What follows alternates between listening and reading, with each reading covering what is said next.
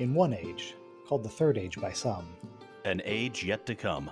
an age long past, A wind rose on the Geek at Arms podcast. the wind was not the beginning, There are neither beginnings, nor endings to the turning of the Wheel of Time. but it was a beginning.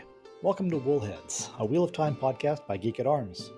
I'm Brian, and here's a man that I think surely must be Taviran. It's James. I see you, James, surname redacted. And I see you, Brian, son of some guy.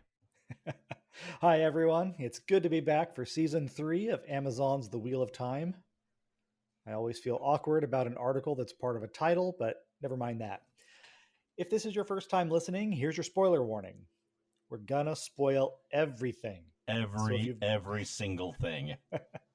So if you've never read the books or it's been long enough that you don't remember much, this may not be the podcast for you. But either way, we're glad to have you. And if you haven't watched the first episode of Season 3, To Race the Shadow, you'll certainly want to do that before you listen any further. James, I want to kick things off a little differently this time by asking you a question about other fantasy media. Oh, go ahead. What, in your opinion, is the best wizard battle you've seen yet on the screen? Oh, that's not an easy question to pop on someone. That's why I sent it to you by text a few minutes ago. Well, I'm still finding it difficult to answer because 3 popped into my head at the same time. My first thought went to the very first wizard duel I saw on screen, and that was Obi-Wan Kenobi versus Darth Vader. And if anyone says that's not a wizard duel, I will fight them. I'll grant it, although it's really a sword fight. It's a space wizards duel. It's space wizards duel, yes. Of course, there's the one between Dumbledore and he who shall not be named, or actually he whose name just went right out of James's head. Voldemort, I think, is the name you're looking for. It might be. Who knows? It's been a long time since I've watched those. That was good. But I'm gonna give top two. Okay. Okay. Number 2 would be the fight between Fin Raziel and Bavmorda in the movie Willow. And then number 1 being Dumbledore and Voldemort? No. Oh. Number 1 is got Just to be a really for me. Long pause. It was a dramatic pause. Number 1 for full of drama. Well, you've met me, so. No, but usually it's melodrama. Yeah. Well, I like to mix it up. The number 1 wizard duel for me is Gandalf versus Saruman. Now, really, many people would criticize it because it looks like they're just pointing their staffs at each other and breakdancing. But I saw it as that there's a lot more going on between them, that this was actually a dire battle between 2 titanic forces, and there was a lot there that we didn't see and could not comprehend from these ages-old entities. Yeah, see, that's what I always thought about Obi-Wan versus Darth Vader, that there was a lot of other Force things going on, like Vader extinguishing Obi-Wan's lightsaber at one point. Yeah. So, all right, the wizard duel from Willow, close second, but Gandalf versus Saruman is the top one for me.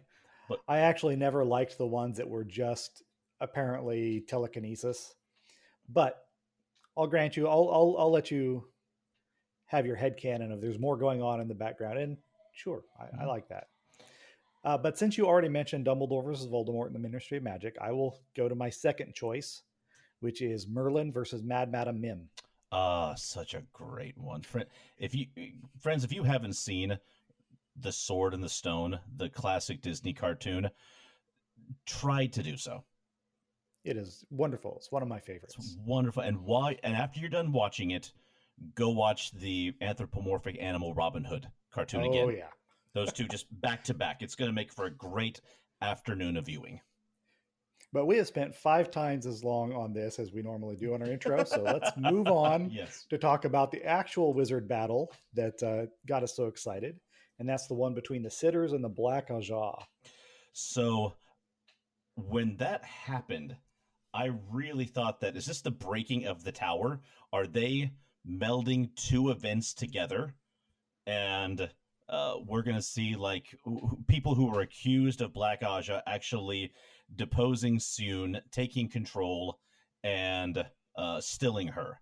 But no, they just the driving of the Black Aja out of the tower just became a lot more overt than I remember it being from the books. Yeah, and I think that was a really good choice because it happens entirely off screen in the novels. Yeah. We get, the internal monologue of Nynaeve imagining how Leandrin fled before her, but that's not very dramatic Yeah. for a TV show. That's right. That's something I wrote down. Like, from when it happened in the books, we only get secondhand accounts and the aftermath, but to view it, it was jarring and visceral.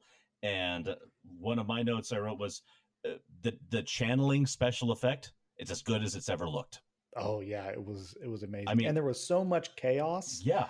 And yet the story of the fight was still really clearly evident throughout. Yes. No, they did a great job with the pacing and not letting just individual people's powers and auras blend over together, so it just became just like a washing machine of special effects. Yeah, and having that thing with Leandrin hanging in the air and Swan's got her in her grip just gave them the opportunity to have that just eyeline battle. So you can see on their faces that they're really struggling against one another. And as someone who just got messed up, healed, remember, friends, it's not just protagonists who get plot armor. Yep. So on the topic of production, since we're talking about that, unless you have lots more to say about the Black Aja fight, which I'll get to a little bit more in our change in the pattern. Well, no, I guess I already said that part. Yeah. But anyway. I've been really impressed in the past with the renderings of Tar Valon. I've said that. And they really upped the ante in the opening shots of this first episode by putting the city in the rain. Yeah, I liked that. Now, I'll grant you that rain makes the renders easier because you can get away with more noise, but it does take some real artistry to make the rain look real in CG, to have it, reflecting off of surfaces and getting that little bit of fog. It was just really, really beautiful. I think it also adds elements of realism to any type of show like this, because it's not always just sunshine and perfectly lit days and dramatic sunsets. There's just except in Philadelphia. There's plenty of just cloudy, rainy, just nasty days too, and to see that occasionally, I enjoy. And it served the story as foreshadowing of, we've had sunny days in the past, but those are gone. Mm-hmm. And it also gave us the opportunity to see our heroes just kind of having a lazy day, just a lounge day. I really kind of like that, because what we got from it was some wonderful camaraderie between Rand, Matt, and Perrin. I mean, there's the brotherhood that I have been waiting for since season 1. We really needed that too, especially since we know that they're splitting them up immediately. Having that time to see them together, hanging out in the inn, going out drinking together was really nice. I mean, now they looked like 3 brothers, which is how I always thought of them in the books. Laughing, joking, mocking each other.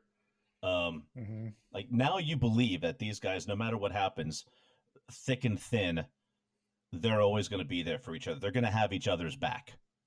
Yeah. And one little moment was when they were at the tavern having a drink.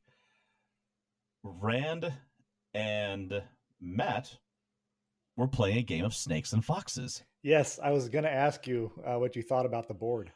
I loved it. I Me too. loved it. I've done a lot of research into medieval gaming. I've even recreated a couple of medieval game boards to give as gifts.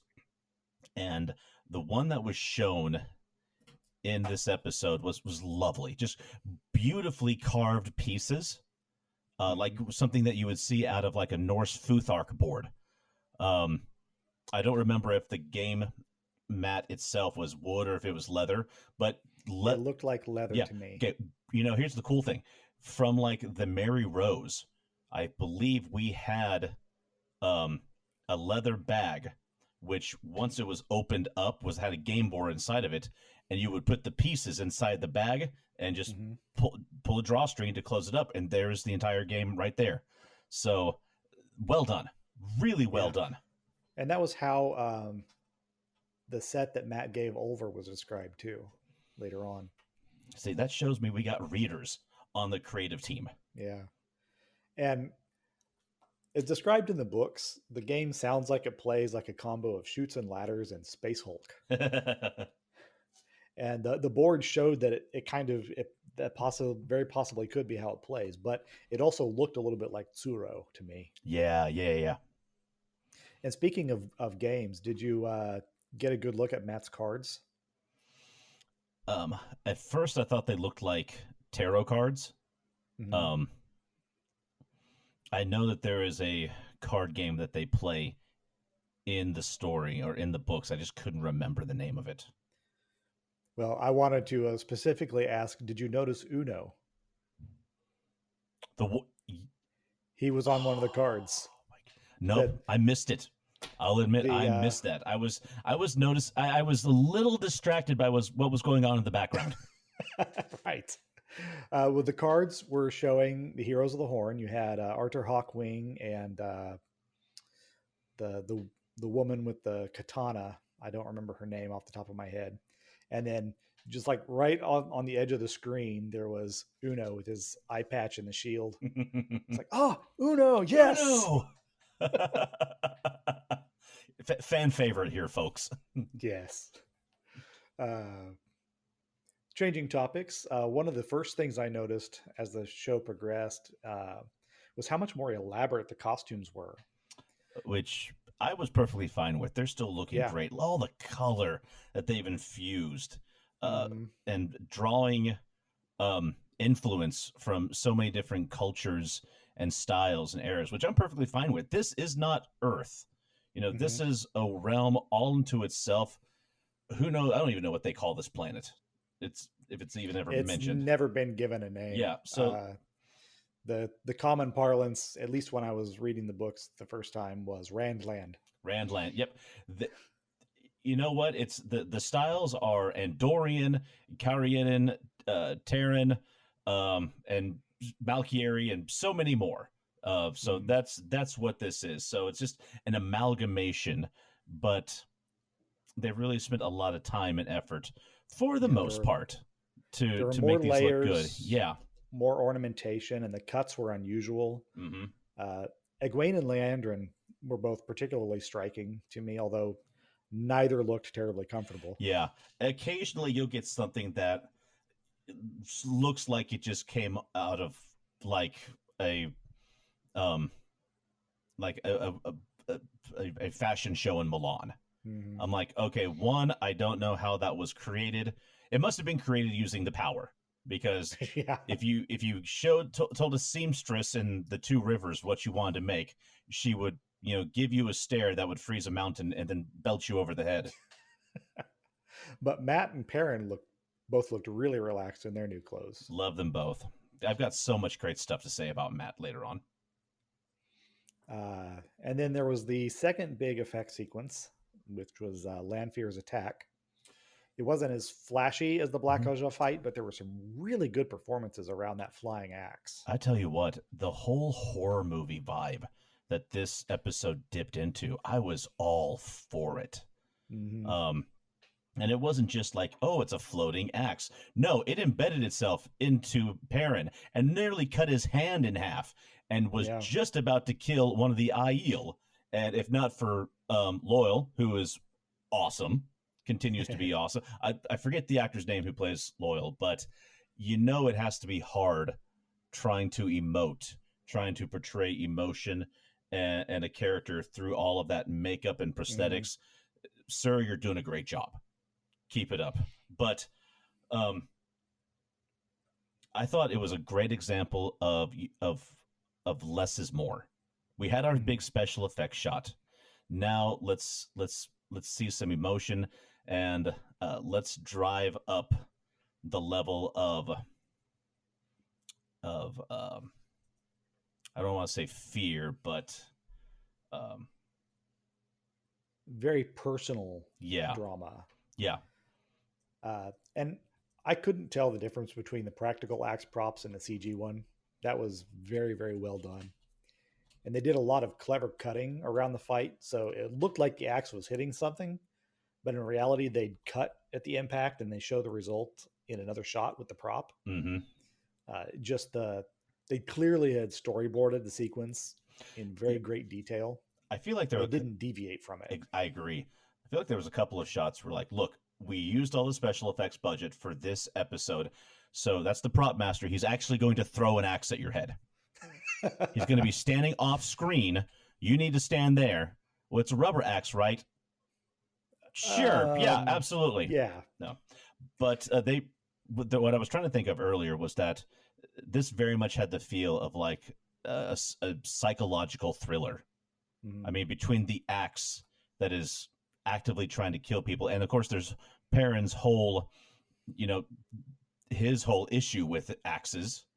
Then you have Matt staring at cards as they come alive and start to tear themselves up, to Nynaeve right behind him getting stabbed repeatedly, and he's just like, these cards are weird. And then Rand and Egwene upstairs in the mirror fight. Yeah. Which was also pretty cool. I was having a moment wondering, like, are they under attack by something, by an actual Forsaken, or is this a Ta'Veren thing, where like the three of them together for so long, the pattern is starting to do weird things around them. Mm-hmm. And that's what it was in the books. It was what they called a bubble of evil. Bubble of evil, yeah. And I always thought that was a kind of a lame plot device, to be honest. I kind of like it better that it actually was an attack by one of the Forsaken, even if it was. Because it creates an actual dark intent, and not just, this will be a fun scene to write because I feel like things are boring. Yeah. Well, it sounds like we're drifting toward Copland talk, so let's go ahead and move on. One last thing is I do want to say that I'm really happy we got to see a gray man on the screen. Yeah. And it took me... I'll have more to say about him in a little bit. It took me a second to remember what he was. Because I was literally like, Matt, what's wrong with you, dude? I actually went back and watched that whole sequence again so that I could follow him, because he shows up way earlier. Does he? Yeah, he's in the background in several shots. Well, I already have to do a rewatch because of the cards and Uno, so... But on to Copland talk. So it's Tar Valon, and we start off with just 3 Aiel just walking down the street, just singing doo-wah diddy diddy dum. Here's the Kara Karn. Everybody keep a very low profile. Yeah. 3 spears just sticking over their shoulders. I'm like, this is the most unbelievable thing that's happened in this entire series so far. that you expect me to believe that 3 Aiel, 3 women of the spear, could walk through the middle of Tar Valon and not be carried away by 50 brown sisters. I'm sorry, we have stretched the limits of believability. Mm-hmm. That whole thing about, Moraine saying, please keep a low profile. I know you're not going to do it. Mm-hmm. And then the first thing that happens is Matt's going out and boasting about blowing the horn. Well, that's in character for Matt. Yes, I actually did find that kind of funny. It was funny, yeah. But I really think Rand and Perrin know what's up, and they should have said, hey, could you keep that Dragon Reborn thing on the down low? Yeah, and maybe not pose with the actual horn of Bloody Valair. Yeah. So, um, what we've seen a lot in the first episode, and actually even the second episode, which we'll get to in the next episode of our podcast, was Egwene going through the arches, just like Hmm. boom. I mean, Yeah. it's been a long time since I've read, but that felt really quick. Yeah. Her scene in the arches was shorter than Nynaeve's, but it wasn't that much Well, I shorter. mean, what I meant is, did she go through the arches this early in the Um, story?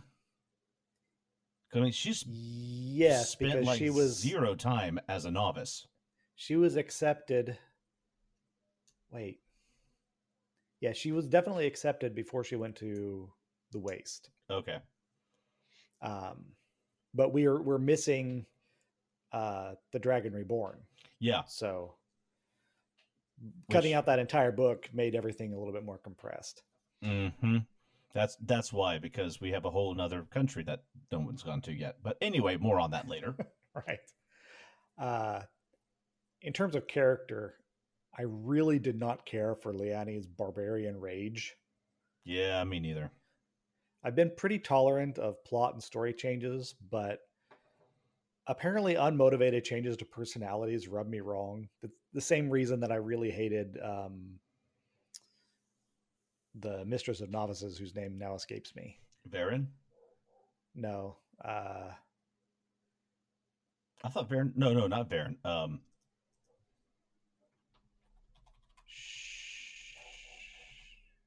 Shiriam. Sheriam. Yeah. So, that change in the personality that doesn't really seem to have enough of a reason just bothers me. Liani was always so refined and detached. Mm-hmm. And to have her bash somebody's head in with her staff just didn't seem in character for her. Nah. Also, the staff becoming like a weapon itself. I never saw Mm-hmm. that as an angry Alipany type, and yet she seemed to focus the power through it. Yeah. Which, the wizard and the staff is kind of an age old thing. And That's fair. in the books, it was used as a weapon once, although it was in Egwene's trip through the arches. Ah, okay. That she got clubbed by her keeper. Well, when it comes down to writing a dynamic fight scene, if you're gonna have a sorceress with a cool metal staff, if she doesn't do the whole takes a step forward and slams it on the ground and power erupts from it, then really you've wasted an opportunity. What are you doing? Yeah. What are you doing? Have you seen a fantasy movie before? Because I don't think you have. Yeah. But using it like the way she did, that didn't sit right with me. Agreed. Speaking of out of character, I really feel like that in this episode we kind of saw this was probably done on purpose, but we're seeing a weakening of the power and personality of Sun Shanxi. It almost felt like wow, she just let Egwene, who true she's got a lot on her plate, and just became a novice.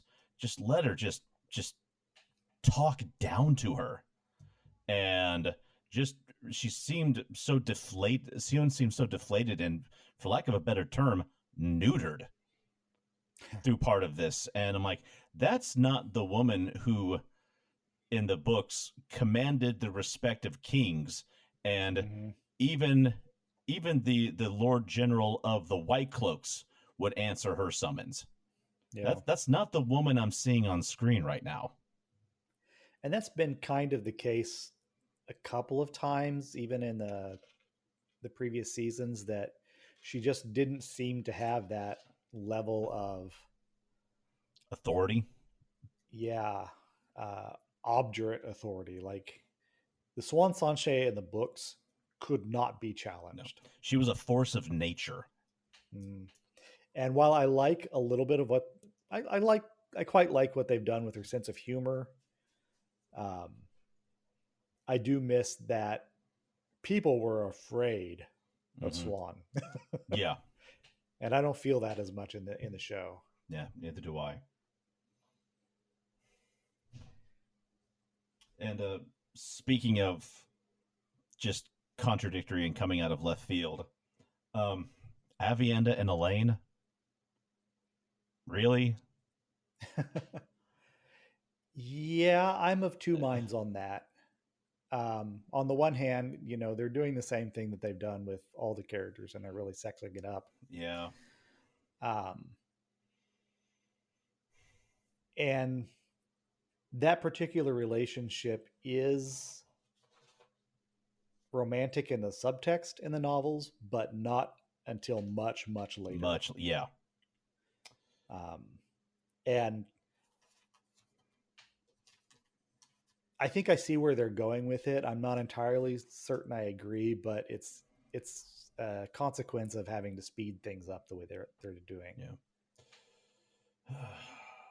Because we're missing the whole thing of Avienda standing in as Elaine's representative when they go to the waste. Mm-hmm. But part of that's also because Rand and Egwene are still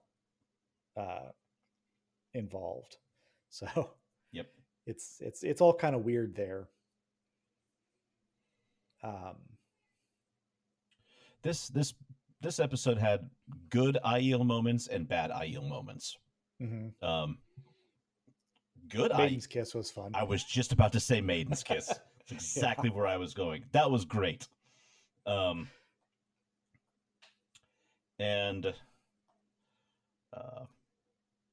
since we're not getting Matt going to the waste, they had to put it here. Yeah. And speaking of Matt, there was that scene between he and Nynaeve. It was just a quiet, slow movement. Yeah. Where she's asking him about his dreams and about him, how much he's been speaking the old tongue. And she takes his hand and reminds him, I'm still your wisdom. Mm-hmm. And it was just a very sweet scene, very lovely. Yeah. And reminding him, we've been through so much. I'm still here for you.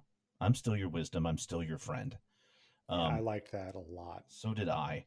And can we just talk about how Donal Finn is just killing it as Matt? Yes. He's fantastic. I love him so much in that role. So do I. I mean, he brings so much life and energy. And I mean, you're never going to get a perfect translation from book to screen.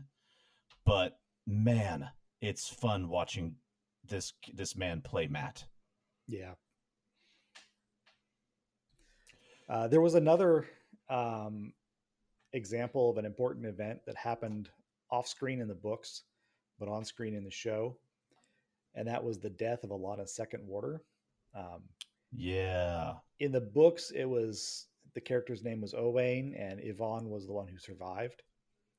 I'm really glad. I don't know why they decided to change Owain's name to Maxim, but I admit that I'm glad that he wasn't the one who died. Yeah, me too. We both know how much I love him. Mm-hmm. Yeah. And Yvonne's personality overlaps with Lan's too much. I mean, there was no reason to have both of those characters in the show. The stoic, silent type. Mm-hmm. Got enough of that from Lan. Who, though, Lan in these last 3 seasons has talked more than Lan did in 8 books. That is true. Mm-hmm. Well, was there anything else we wanted to say on changes in the pattern, or shall we future cast of what is to come? I'm ready for some theory crafting. Who needs Tyr? Who needs it? On to the waste.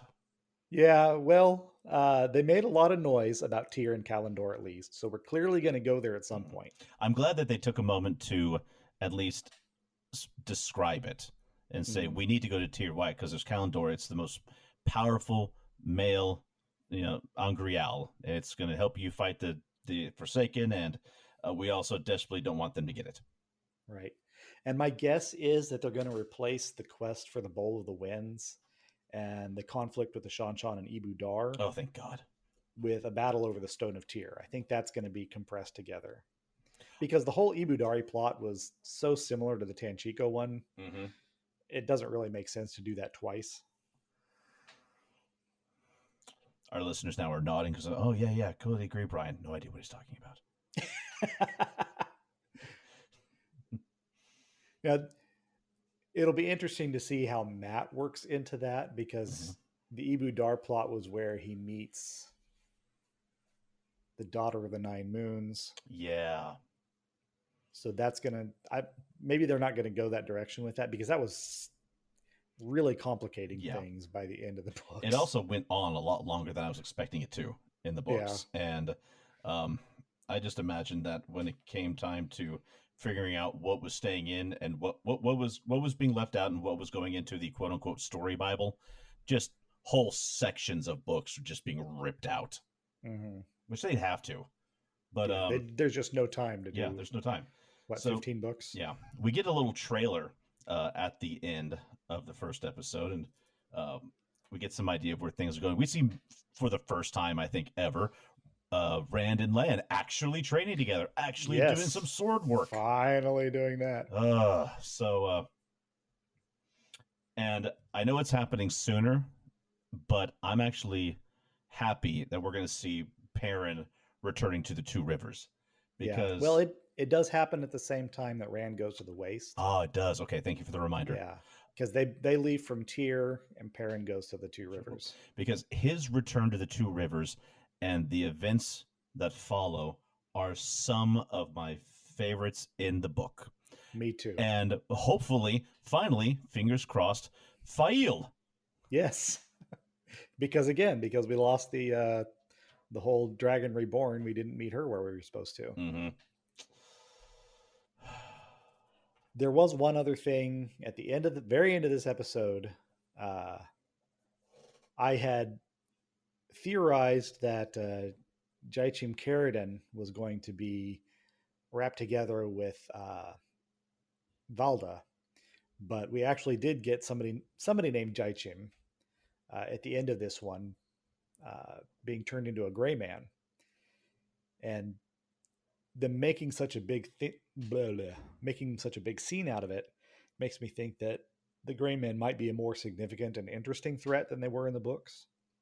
So my prediction on that line is that we'll see him as a recurring villain. Mm-hmm. So I think I paused it at this moment because I couldn't understand what Moghedien was calling him. And I think that actually is supposed to be Jaichim Carradine, like the one of the higher ups in the White Cloaks. Yeah, that's that wonderful thing where if you pause the show on Amazon Prime, they'll show you not just what country they're in, but they'll show you the actors and the character's name. Ah, yeah, I didn't think to do that. So it actually is Carradine? It is Carradine. Ah, interesting. Yeah, I can't imagine that they would spend that name on a throwaway character. So I expect that we're going to see the Gray Man as an actual recurring villain. Well, I think that he's shown up a couple of times in the earlier seasons. Was there a Gray Man earlier? No. Carradine. Oh, Carradine. Yeah, before he got Gray Manned. Did he? I'll have to go back and watch a fourth time.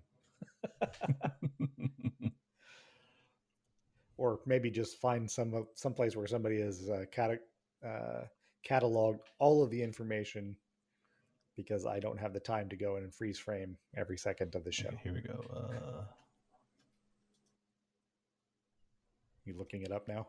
Well, of course. I've got IMDb right here. Doric. Okay, maybe he hasn't. First time he shows up is season 3, episode 1. So, in my defense, we've seen a lot of White Cloaks. Yes, that's true. And I really don't care about most of them. He may have been the White Cloak in the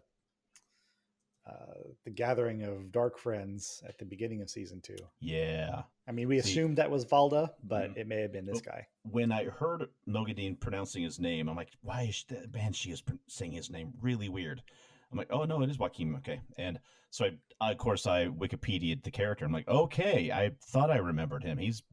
He was in a lot of books. Mm-hmm. Met quite the disturbing end. But it's Yeah. happening a lot sooner this time. But I'm not gonna gripe about them killing a major tertiary character that soon. And there's certainly no tears to be wept over him. Not a one, especially when we get a cool effect at the end. Mm, It's also creepy, adding to the whole psychological creepy horror factor that is Mogadeen. yes. Well, I think that wraps it up for us today. I'm glad So, to be back recording this with you. as am I. And signing off, may you always find water and shade.